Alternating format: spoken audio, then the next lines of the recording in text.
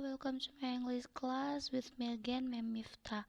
Selamat datang untuk anak-anak Ibu kelas 9 SMP Negeri 14 Tanjung Pinang. Bertemu lagi dengan Ibu di kelas bahasa Inggris. Today we are going to discuss about something new ya, karena Okay, today we are going to learn the chapter 2. Kita sudah mulai untuk bab yang baru ya, because we already finished our chapter 1. Dan sekarang kita akan mulai bab baru untuk chapter 2 atau bab 2.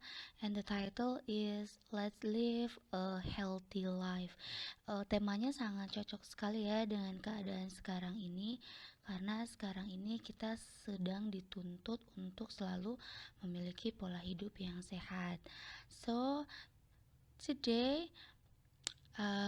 we are going to start with part 1, karena ada beberapa materi yang akan kita bahas untuk chapter 2. Mem Miftah akan mencoba membaginya menjadi beberapa part or bagian ya. Untuk yang bagian pertama kita punya conjunction of goals. Conjunction of goals. Goals. Nah, kita lagi ngomongin goals nih. Apa sih goalsnya? Gitu kan. Kita lagi ngomongin conjunction of goals. Kalau kita belajar conjunction of goals, itu apa sih Miss? Atau apa itu sih Mem goalsnya? Goals itu adalah tujuan ya. Jadi kita belajar tentang conjunction of goals atau kata penghubung yang menunjukkan sebuah tujuan. Nah, goalsnya apa dari kita belajar itu? Tujuannya apa? Yang pertama, students are able to state the purpose or intention to do something. Jadi setelah kita belajar tentang conjunction of goals, Mem harap siswa-siswi Mem dapat atau bisa mengatakan suatu tujuan atau keinginan dalam melakukan sesuatu. Jadi ketika kita melakukan sesuatu, kita harus tahu tujuannya apa.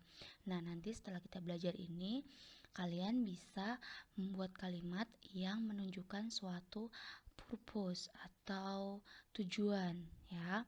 The second one, students are able to use the conjunction of goals correctly. Nah, setelah kita belajar tentang conjunction of goals, tentunya Ibu harap kalian semua dapat menggunakan konjungsi ini dalam kalimat sesuai dengan aturan-aturan yang melekat pada penggunaan konjungsi tersebut. And the last one is students are able to use the conjunction of goals in their daily life. Nah, ini tujuan utama kita ya. Ketika kita sudah mempelajari sesuatu, biar tidak hilang, kita harus mulai menggunakannya dalam kehidupan sehari-hari kita. Language is a habit. Ketika bahasa digunakan, maka bahasa itu akan selalu ada di dalam ingatan kita. Jadi, ada beberapa tujuan yang harus kita selesaikan dalam pembelajaran kali ini ya. Oke, kita mulai saja. Nah, sebelum kita memulai pembahasannya, Ibu punya sebuah quotes yang masih ada hubungan juga dengan pembahasan kita hari ini. A goal without a plan is just a wish. A goal without a plan is just a wish. A goal, sebuah tujuan, without, tanpa, a plan, rencana, is just a wish, adalah sebuah harapan. Jadi ketika kita mempunyai tujuan tetapi kita tidak mempunyai rencana untuk mencapai tujuan tersebut, berarti tujuan kita hanyalah sebuah harapan saja. Oke, selalu camkan itu ya. Ketika kita belajar sesuatu, kita harus punya rencana pembelajaran kita.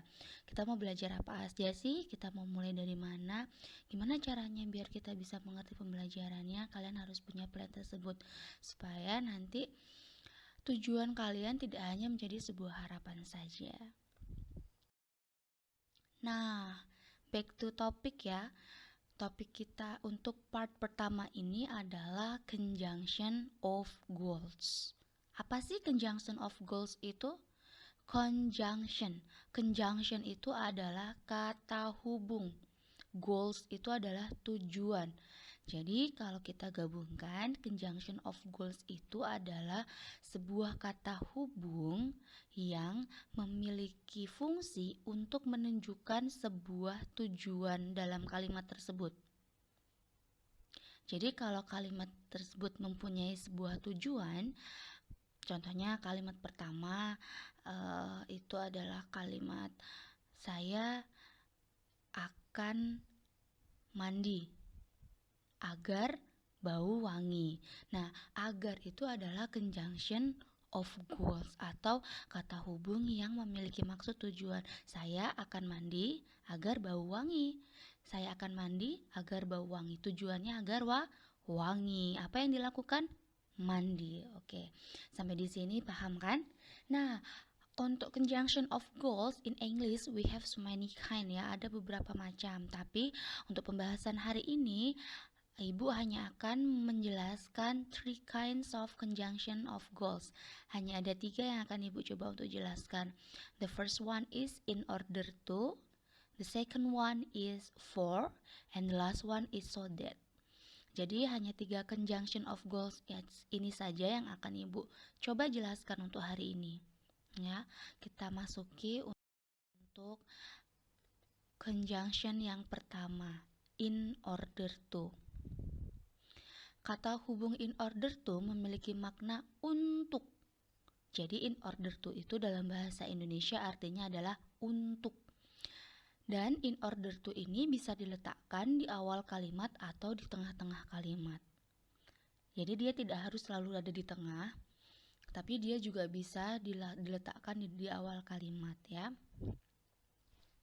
Lalu rules-nya seperti apa kalau kita mau pakai in order to? Ingat ya, in order to dia harus selalu diikuti dengan verb 1. In order to harus selalu diikuti oleh kata kerja bentuk pertama.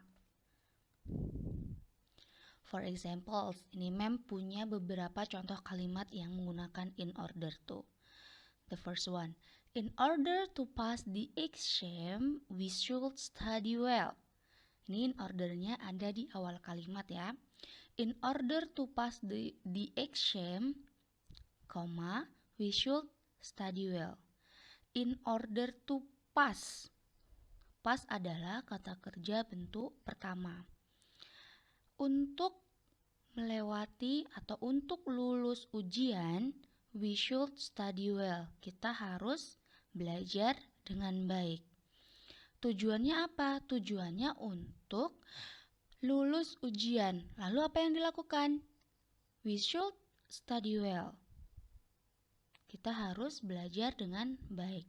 Jadi, konjungsinya melekat pada tujuannya. In order to pass the exam. Untuk lulus ujian. Okay, the second one. Omar should train hard in order to win the competition. Nah, untuk contoh yang kedua, in ordernya berada di tengah ya. Di tengah-tengah kalimat, menghubungkan kalimat pertama dan kalimat kedua ada in order di tengah-tengah. Kalimat pertamanya, Omar should train hard. Omar harus berlatih dengan keras. In order to, untuk win, memenangkan the competition, pertandingan. Omar harus berlatih dengan giat untuk memenangkan pertandingan. Kita lihat setelah in order to, di situ ada kata kerja win. Win adalah kata kerja bentuk pertama.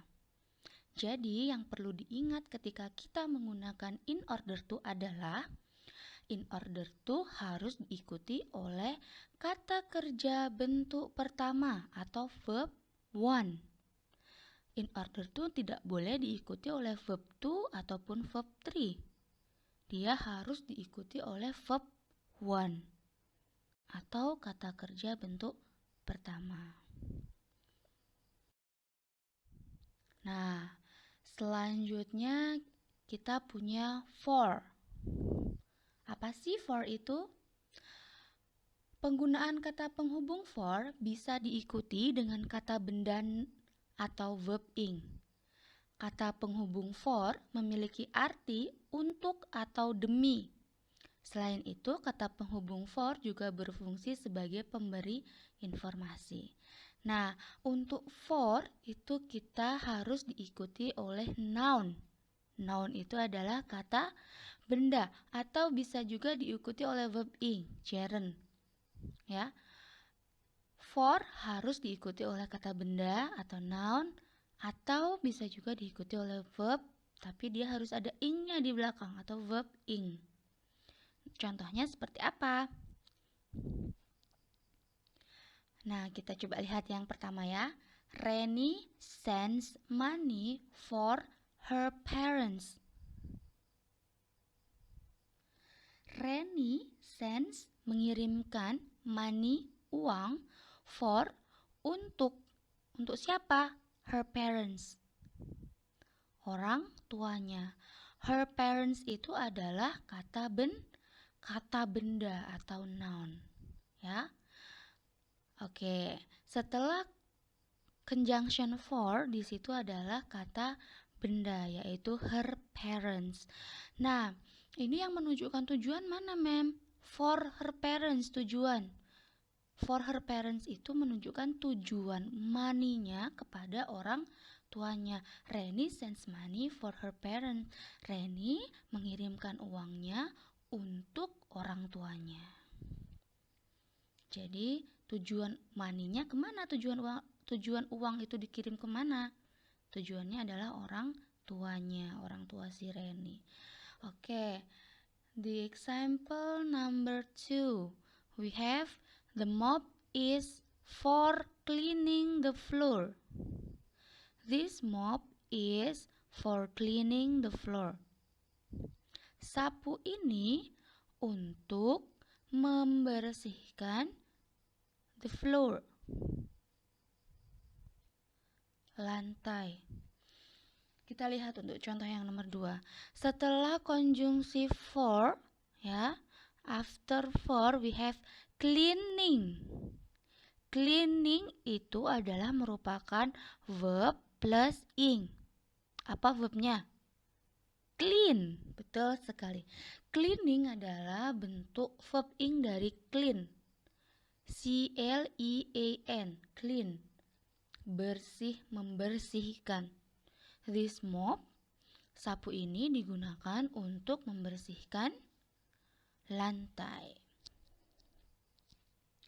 Oke, next we have the last one is so that. Nah, so that itu Ibu kasih di belakang karena penjelasannya agak lumayan panjang. There are two kinds of the use so that. Ada beberapa aturan penggunaan so that ini ya. Nah, so that itu apa sih, Mem? So that itu adalah sebuah kata hubung yang memiliki arti sehingga atau supaya. Kata hubung ini bisa digunakan jika kalimat tersebut menyatakan suatu kegiatan yang bisa membuat atau mencegah kegiatan lain setelahnya. Pada umumnya, jika kamu ingin menggunakan kata hubung so that, kamu perlu menggunakan sebuah model atau modality. Nah, untuk menggunakan so that ini ada dua bentuk cara penggunaannya. The first one is so that plus subject plus can or could plus verb one. Seperti yang sudah dijelaskan sebelumnya, ketika kita menggunakan so that, biasanya kita harus menggunakan kata modal atau modality. Modality di sini yang digunakan adalah can atau could. Can itu adalah bentuk pertama, could itu adalah bentuk kedua ya. Examples. Riani works hard so that she can earn a living. Riani works, bekerja hard dengan keras, so that supaya dia can dapat earn a living, menghasilkan atau earn a living itu menghasilkan biaya hidup supaya dia bisa menghidupi dirinya. So that digunakan diikuti oleh model can. Ya. Contoh yang kedua. Ben built a pool in the garden so that his children could swim in hot weather. Ben built a pool. Ben built a pool. Ben membangun a pool, kolam, in the garden, di halaman, supaya his children, anak-anaknya, could swim, dapat berenang di hot weather, pada saat cuaca panas. Nah, ingat penjelasan sebelumnya. So that biasanya digunakan ketika ada dua peristiwa, jika peristiwa pertama itu bisa menghalangi atau bisa mensukseskan peristiwa kedua, ya.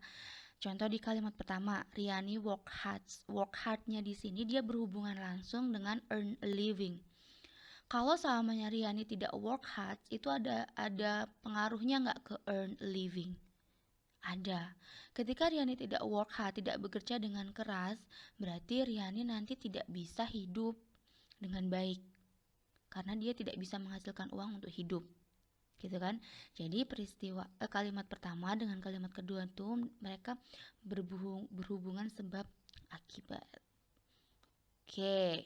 Sampai di sini Ibu rasa sudah cukup jelas ya penjelasannya.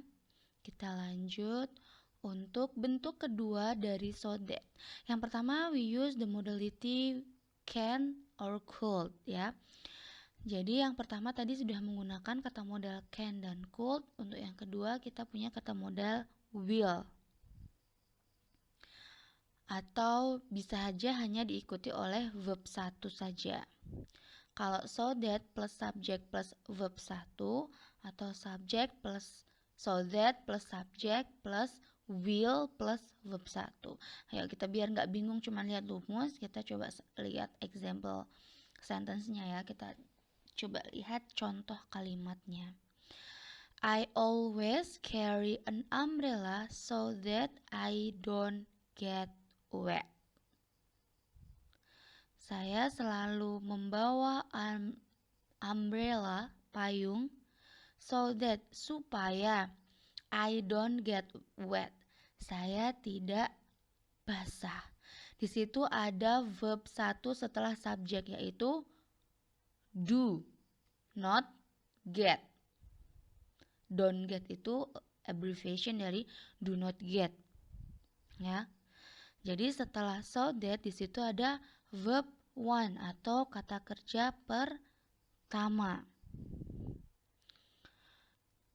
Nah, yang kedua kita punya I'm going shopping this evening so that I won't have to go tomorrow. I'm going shopping, saya akan pergi berbelanja this evening, nanti malam ini. So that, supaya I won't have to. I won't itu adalah singkatan dari will not. Saya tidak harus pergi tomorrow, besok. Nah, setelah will itu ada verb 1. Have to adalah bentuk pertama kata kerja bentuk pertama. Have adalah kata kerja bentuk pertama. Jadi untuk kalimat contoh yang kedua itu menggunakan so that plus subjek. Subjeknya apa? I plus will plus not plus verb 1. Verb 1-nya apa? Have. Oke. Is that clear? Ya. Yeah. I think it's sudah sangat jelas sekali ya, Ibu sudah jelaskan tadi. Jadi ada 3 bentuk konjungsi of goals yang Ibu sudah jelaskan. Yang pertama adalah in order to, yang kedua kita punya for, and the last one we have so that. Jika masih bingung dengan penjelasan di ibu sekarang ini, you can ask on our group chat. Kalian bisa bertanya, silahkan bertanya karena ibu akan buka sesi tanya jawab seperti biasanya di grup kita. Nanti silahkan kalian tanya bagian mana yang masih belum jelas. I'll try to explain more ya. Nah, jangan lupa selalu love to learn. Ketika kalian sudah mencintai sesuatu, pasti kalian akan melakukannya dengan sangat baik. Oke, I think that's all from me untuk pembahasan kita hari ini, chapter 2, part 1 ya, conjunction of goals. Sepertinya sudah ibu jelaskan semuanya. Silahkan jika ada yang masih belum paham, kalian bisa bertanya kepada ibu. Okay, for your assignment today, I will send on a group chat, please. Silahkan kalian cek grup kelas kalian. Akan ada tugas dari ibu untuk hari ini. And the last one, don't forget to write your name on the comment section. Jangan lupa untuk selalu menuliskan nama kalian di comment section because that will be your mark for attendance ya. Akan jadi catatan ibu bahwa kalian sudah menonton video ibu dari awal sampai akhir. Semoga kita semua dalam keadaan sehat selalu dan pembelajaran hari ini memberikan manfaat kepada kita semua. I think that's all for me. Thank you for your attention. See you next time.